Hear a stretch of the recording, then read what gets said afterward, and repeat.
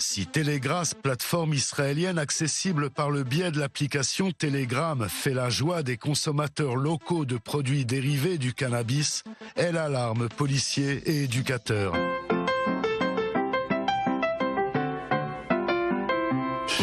En Israël, 18% des moins de 18 ans, ainsi qu'un adulte sur 3, consomment du cannabis au moins une fois par mois. Parmi les adultes, 2 groupes cruciaux pour nous aider à dissuader les jeunes de fumer du cannabis, les parents et les enseignants.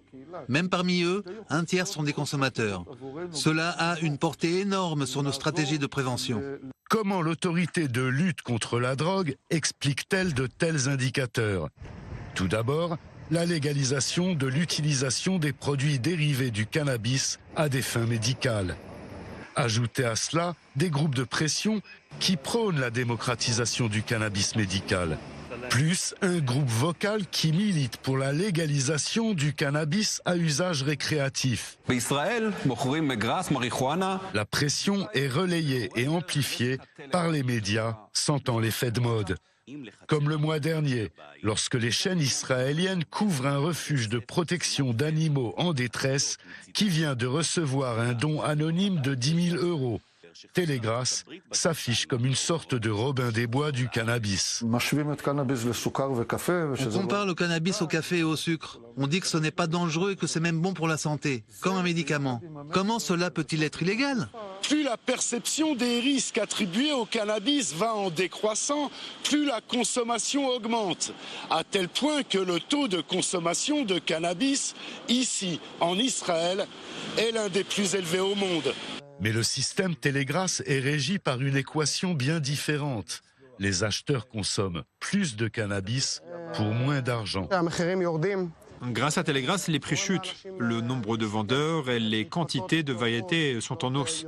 La production aussi. Et donc on est tenté d'en acheter plus.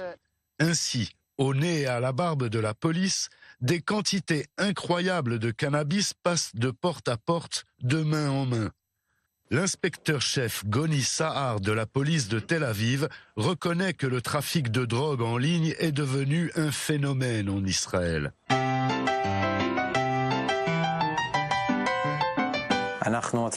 Nous réussissons à pénétrer dans la messagerie et à arrêter des vendeurs de drogue.